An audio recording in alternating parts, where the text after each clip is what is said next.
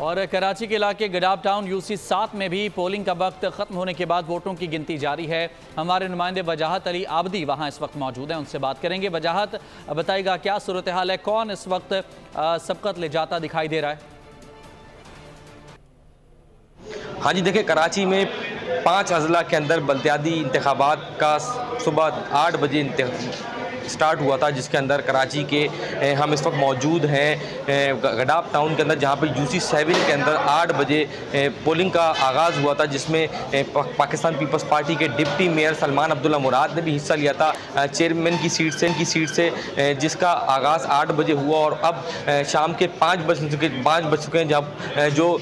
बल्दियाती voting का आगाज़ अख्ताम हो चुका है, जिसके बाद दरवाजे बंद हो चुके हैं, वोटिंग का अमल रुक चुका है और बिल्कुल आप देख सकते हैं कि पोलिंग एजेंट्स मौजूद हैं, स्टाफ मौजूद है, जिनकी जानिब से सीलें लगाई जा रही हैं डब्बों के ऊपर और ये कहा जा रहा है कि पोलिंग स्टाफ को के एक्स्ट्रा लोगों को निकाला जाए और अंदर वही लोग रह सकते हैं जो मौजूद थे वोट डालने के लिए। अब वक्त का इख्तिताम हो चुका है और इसके बाद गिनती का अमल शुरू होगा, जिसके बाद रिजल्ट शाया किया जाएगा। जी,